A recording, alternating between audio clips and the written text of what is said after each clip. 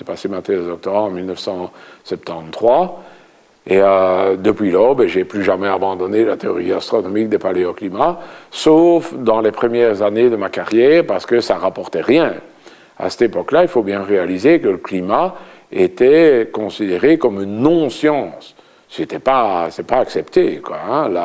Les physiciens à l'UCL me disaient qu'est-ce que c'est de ce bazar, c'est de la géographie déguisée, ça n'a pas de sens, ça n'a pas de fondation scientifique sérieuse, etc. Et donc j'ai fait de l'étude de la pollution de l'air avec mon collègue Guy Scaïès, et nous avons développé sérieusement le problème.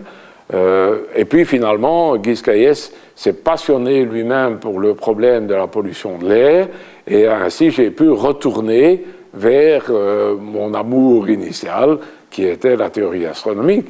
Et j'ai fait quelques améliorations substantielles dans la théorie, de telle sorte que ce que j'ai développé est toujours utilisé maintenant, 35 ans après, dans tous les laboratoires du monde qui s'occupent de ça, quoi, hein. Or, il y en a de plus en plus, parce que maintenant, le climat, c'est devenu un problème non seulement à la mode, mais de première importance.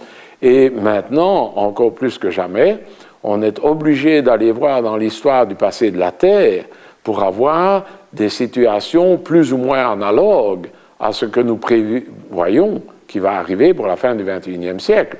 Parce que ce qu'on prévoit est tellement différent des 150 dernières années pour lesquelles on a de l'information importante, qu'il faut aller voir dans l'histoire du passé. Et donc, dans l'histoire du passé, ça, c'est mon travail. Alors, en plus de ça, j'ai eu un peu de chance avec cette histoire du passé de la Terre, parce que ma théorie, enfin, les travaux que j'ai effectués, étaient les seuls qui permettaient de prévoir, d'essayer de prévoir ce qui pourrait se passer à l'échelle géologique pour le stockage de déchets nucléaires.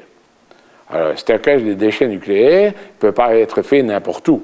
Il faut être fait avec des sécurités où, par exemple, vous n'allez pas avoir une calotte d'acier qui vient s'installer et enfoncer tout l'endroit où on a mis les déchets nucléaires. On ne peut pas avoir d'éruption volcanique. Il faut faire attention, quoi, hein. Et donc, dans toute la série des choses qu'il faut prendre en compte, le climat et l'influence des éléments de l'orbite de la Terre et de l'axe de rotation étaient les seuls qui sont connus avec une précision infinie et donc permettaient de dire quelque chose, quoi, hein. Et donc, j'ai travaillé pour le stockage des déchets nucléaires de manière indirecte, si vous voulez, pendant des années. Et ça m'a apporté de l'argent pour développer mon laboratoire. Et c'est ainsi que mon équipe est née, quoi, hein. Sinon, vous avez beau faire tout ce que vous voulez, hein, quand vous êtes seul et que vous n'avez pas derrière vous une tradition, un groupe qui existait et qui vous pousse et qui vous recommande, c'est extrêmement dur, hein. La communauté scientifique, vous allez probablement être surpris, sait que potentiellement les activités humaines peuvent avoir un effet dramatique sur le climat depuis la fin du XIXe siècle.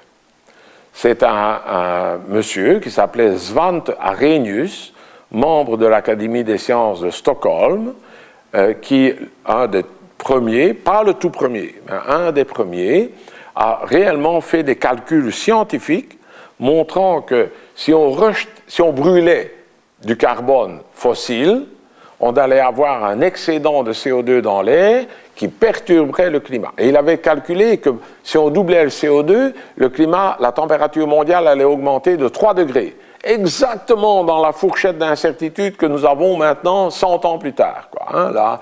Donc, depuis cette époque-là, on sait, et on a confiance dans les calculs de ce type-là, parce qu'il a été prix Nobel. Il a été prix Nobel en 1903. Donc, quelques années après avoir publié ça, il a été prix Nobel. Il n'a pas été prix Nobel pour cela. Il a été prix Nobel parce que c'était un excellent chimiste. Donc, les découvertes qu'il a faites en chimie. Mais n'empêche, un prix Nobel, quand même, en général, c'est suffisamment sérieux que pour même dans ce qui n'est pas son prix Nobel, on puisse croire qu'il n'a pas tout à fait tort. Et donc, depuis lors, la communauté scientifique sait qu'il y a un problème. Et il a fallu attendre 1958 pour que, enfin, on mette un instrument qui, au sommet du Mauna Loa à Hawaï, mesure en continu le CO2. Et c'est le travail, malheureusement, de quelqu'un qui vient de décéder, qui s'appelait Keeling, d'avoir mesuré avec grande précaution et grande finesse l'évolution progressive de la concentration en CO2 dans l'air, quoi, hein.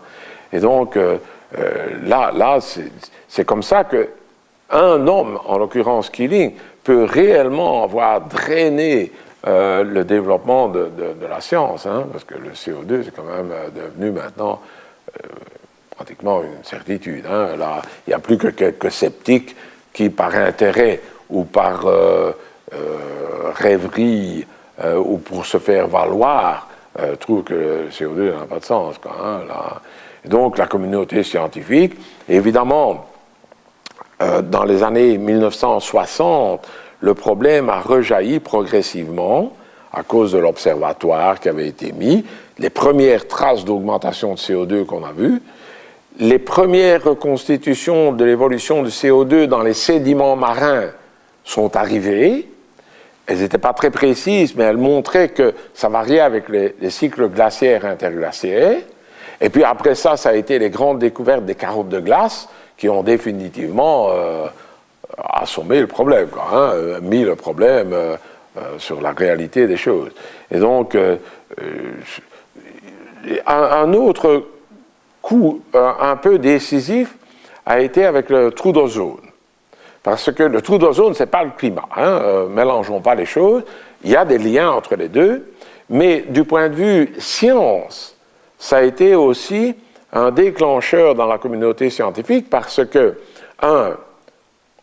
on n'avait pas vu le trou d'ozone parce qu'on croyait que c'était une erreur d'observation. Il a fallu qu'on revienne sur les observations et sur des considérations sur la chimie de la haute atmosphère pour enfin dire, oui, il y a un problème. Et puis, il y a eu la prise de conscience très rapide de l'impact possible du trou d'ozone. Et là, les choses étaient plus claires et plus faciles. Il y avait un responsable, c'était les fréons, les chlorofluorocarbures, avec essentiellement Dupont de Nemours à l'origine, donc une grosse industrie qui les fabriquait, quoi, hein. Donc la cible était relativement facile, et les impacts extrêmement dangereux, parce qu'on parlait cancer. Alors, dès que l'industrie américaine a trouvé un substitut au fréon, immédiatement, le protocole de Montréal a été voté. Mais il n'y avait qu'un substitut à trouver. Tandis que dans le problème du climat, c'est le problème de l'énergie, c'est le problème mondial du développement. Et donc, qui faut-il attaquer? Le CO2, le méthane, la déforestation, les voitures, les maisons, il faut tout attaquer.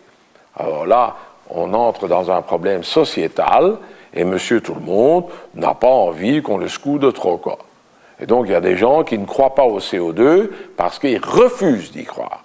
Parce qu'ils ne veulent pas accepter qu'ils sont responsables de quelque chose. Puis, vous avez des gens qui ne croient pas au CO2 parce qu'ils touchent de l'argent des lobbies. Et puis, vous avez les types qui ne croient pas au CO2 parce qu'ils veulent se faire valoir. S'ils croient au CO2, ils sont un des 50 000 chercheurs qui croient au CO2. S'ils ne croient pas au CO2, immédiatement, la presse s'en empare, quoi, hein. Là, je ne vous donnerai pas d'exemple, ça ne sert à rien, quoi, hein, mais il y en a à foison, hein. Et donc, voilà la situation. Mais ça, c'est des gens qui sont minorisés maintenant. La communauté scientifique rassemblée dans le GIEC, hein, le groupe intergouvernemental d'experts sur l'évolution du climat, très clair, quoi, hein. Et ces prises de position successives sont très claires. En 1990, on disait il y a des éléments qui portent à croire que l'activité humaine pourrait avoir un sens, hein. Puis, 4 ans, 5 ans plus tard, le rapport disait les activités humaines sont responsables de l'augmentation de la concentration en CO2. Puis, le rapport suivant, le réchauffement global est nettement présent et se poursuivra s'il est lié aux activités humaines comme on le prévoit. Et le dernier rapport, alors plus clair que ça on ne peut pas, disant le réchauffement global est réel et il est dû en grande majorité à l'activité humaine. Donc, il y a une évolution, il y a une prudence des scientifiques. Hein.